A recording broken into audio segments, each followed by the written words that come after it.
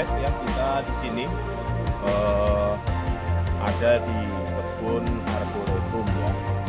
Ya bagaimana kita saat ini berusaha untuk memperkaya jumlah anakan hutan, hutan alam liar ya, pohon hutan alam liar. Kalau kita mencari di hutan juga susah, maka kita coba untuk kita kemarin yang sudah kita bibitkan, benihkan itu sukses, kemudian kita tanam, dan ini adalah salah satunya hasil ya.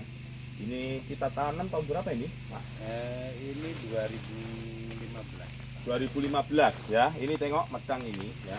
Ini berarti pohon medang contohnya di sini. Saya juga kali ini akan bicara tentang pohon medang ya. Nanti akan Pak Edward jelaskan bagaimana tentang pohon medang ini. Nah, ini kita Pak Wanto ngambil buah yang sudah jatuh dan ternyata ini berhasil buat sini, Pak. Nah, ini buah medang. Nah, tengok nih. Yang sudah jatuh-jatuh ya. Nanti ini akan kita coba benihkan lagi ya. Ini akan kita sowing. Ya, kita sowing nanti ada dengan dua cara, yaitu kita langsung kita benihkan ini masukkan ke polybag, dan yang satunya kita keringkan kemudian baru kita semai ya. Kita lihat nanti dengan dua cara itu ya. Pak Wanto lagi, Pak Wanto. Demikian untuk sebagai awalan ya, sebagai awalan daripada kita berbicara tentang pohon medang dan nanti sedikit banyak tentang arboretum ya. Nanti Pak Rifki dan Pak Edward bisa jelaskan. Silakan Pak Edward. Baik, terima kasih Pak Ahmad. Selamat pagi semuanya. Tadi sudah dijelaskan oleh Pak Romad bahwa tujuan dari pengumpulan biji ini sebagai upaya kita untuk tetap melestarikan spesies-spesies atau native species atau spesies lokal yang berada di sini, di mana fungsinya secara ekologis adalah sebagai pakan dari satwa, terutama ini pakanan burung, yaitu misalnya dari Buceros spt atau jenis-jenis senggang ya. Jadi di sini kita lihat bahwa tumbuhan medang ini sebarannya cukup luas, mulai dari Sarawak, Brunei, kemudian Sumatera, Jawa, Kalimantan. Dan saat ini kita berada di Kalimantan Barat, khususnya di kawasan arboretum. Ya, arboretum. Nah, di perusahaan ini. Dan kita lihat ini adalah merupakan buahnya, yang mana hijau sebelum masak dan merah yang sudah matang. Ciri khas dari tumbuhan medang itu adalah berbau aroma yang cukup bagus.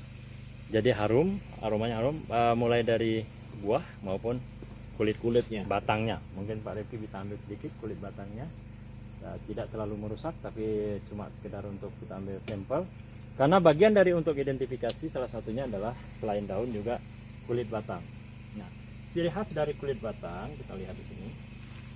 Nah, sama juga aromanya, dan dia berserabut, lalu kemudian dia mudah sekali dipecahkan dari segala arah ya, baik vertikal, horizontal. Jadi ini dia kulitnya lebih rapuh dibanding dengan yang lain gitu ya.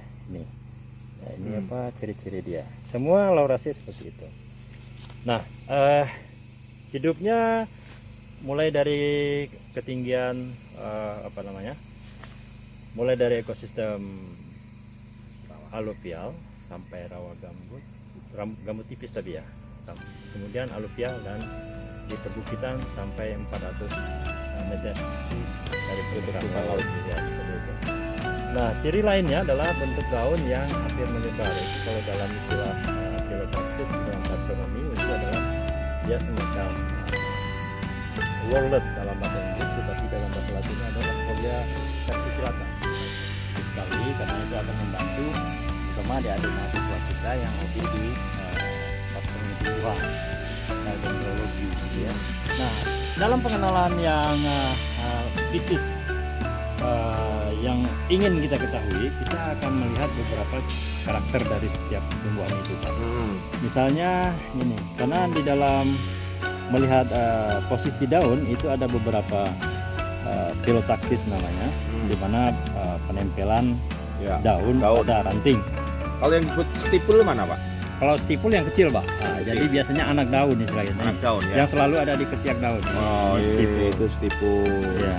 Jadi ciri khas dari beberapa tumbuhan memiliki stipul. Tapi lebih mantap, kita akan lihat pertama filotaksisnya, di mana susunan Daun. daun, itu ya. Dia Kalau ini mengumpul. menyebar. Ya, dia menyebar dan tapi mengumpul pada Mengumpul satu titik. Ya, ini namanya nodus. Nodus. Nah, ya, ini ya, juga ya. nodus. Ah, ah. Ini nodusnya. Jadi dia tidak ada di antara nodus ini, tapi dia hanya tumbuh pada nodus. Dan Iya. kemudian Mengumpul.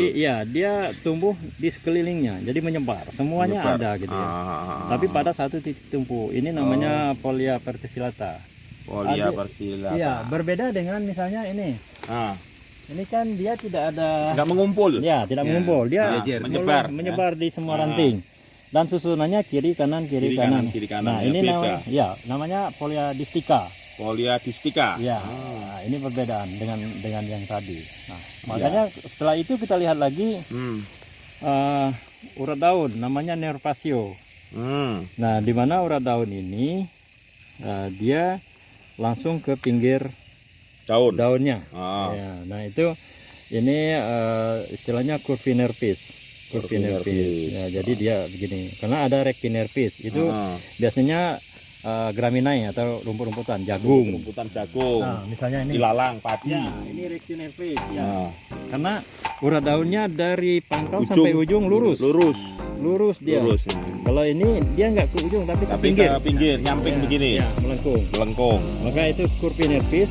Dan ini curvinervis dan ini rectinervis. Ya, Luar biasa ya. ya.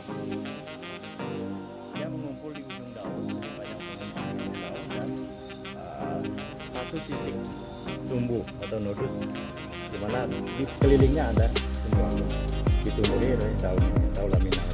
Ini adalah ciri dari actinodapnya. Kebetulan ini adalah spesies yang actinodapnya glabra.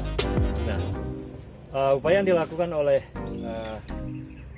Pak Rohmat sebagai estate manager di sini adalah untuk pelestarian tumbuhan-tumbuhan khas yang ada di Kalimantan ini, bagaimana ini tetap bertahan sehingga di arboretum ini sangat dipelihara, dan kemudian akan dilakukan perbanyakan melalui semai-semai, di mana biji-biji juga ini sudah dibersihkan oleh Pak Rifki dan teman-teman timnya, nah, sehingga memudahkan untuk panen buah-buah yang jatuh ini. Ya, pengumpulan Nanti kan udah bijinya. disiapkan di seed net. Ya, nanti juga ada. Di seed net. Nah, Ya. di mana kita tahu bahwa biji yang paling baik untuk kesembuhan itu adalah yang pertama size-nya yang besar, simetris, begitu ya. Lalu kemudian dia jatuh dari pohonnya. Itu adalah biji yang sudah sangat siap masak ya, yang bagus untuk dilakukan pembibitan. Sehingga makanya dibiarkan sengaja begini supaya dia jatuh dengan sendirinya, dan itu adalah merupakan bibit yang paling baik untuk kita semai. Demikian Pak Rahmat. Oke, ya. Mungkin Pak Rifki jelaskan bagaimana jumlah tanaman yang ada di ini. Kita sekitar 3 hektar ya dari arboretum kita. Berapa jenis-jenisnya yang ada di sini? Mungkin bisa jelaskan Pak? Di arboretum ini kita terdapat sekitar 52 spesies yang kita kembangkan di sini. Jadi warga maupun tamu itu tidak perlu lagi ke konservasi, tapi sudah ada keterwakilan jenis-jenis yang ada di konservasi, Pak. Yang sekitar sini Ya, jadi kita sudah 50-an di ada dalam Lebih lebih banyak lagi karena ada ratusan. ratusan ya. sampai itu. Bagus. Jadi yang ini ya baru yang arboretum pertama. Ya, Di arboretum sini ada pertama. 59 ya. Ada Iya. 59. Ini guys, ya luar biasa kan guys ya. Kita lihat bahwa upaya-upaya kita bagaimana menyelamatkan bumi dari hal yang kecil. Mungkin ini dianggap kecil. Ya. Tetapi bagi kami seperti ini adalah besar. Ya. Ini yang bisa kita lakukan. Dan Ya, ke depan supaya ini- nanti generasi-generasi kita bisa mana tahu kan. Mengetahui ini.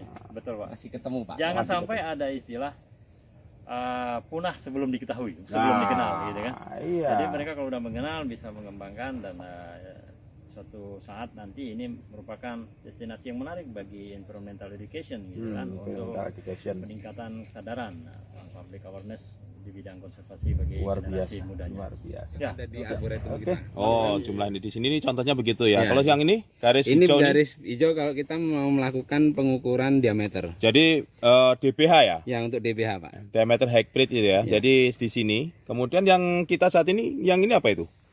Ah, AB AR.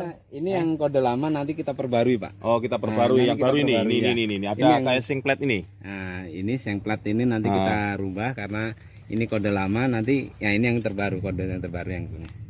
Terus ini pohon apa ini? Ini balangeran Pak, Balangeran ya, Ya. berarti termasuk Sorea. Sorea. Sorea. Sorea. Oke. Kalau endanger itu. Oh, Biasa. endanger ya. Kalau Red List IUCN juga ya. Ini juga sama nih. sama. Itu tengok guys ya, buah dari medang, buah medang nampak itu di zoom, coba bisa nggak itu? Yang di atas. Yang di atas banyak tuh. Mirip kopi.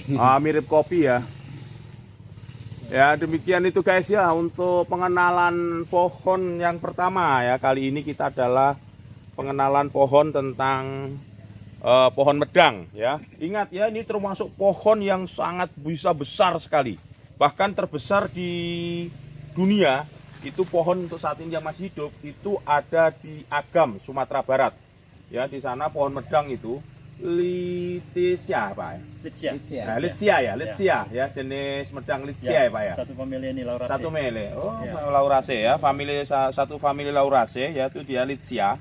Itu dia diameternya 4,6 meter ya. Itu saat ini terbesar di dunia. Umur diperkirakan 560 tahun. Jadi ini pohon yang kalau nanti dikembangkan di masyarakat, diberikan kepada masyarakat, bijinya nanti kita kembangkan, kemudian kita berikan kepada masyarakat untuk ditanam. Ini bisa untuk cadangan kayu kelas 2. Ini termasuk kayu keras kelas 2. Bagus. Jadi ini bagus banget. Ya, ini bisa dipakai untuk budidaya dan bisa dipakai masyarakat untuk nanti untuk furniture ataupun bangunan yang lain ya, bahan rumah dan sebagainya itu.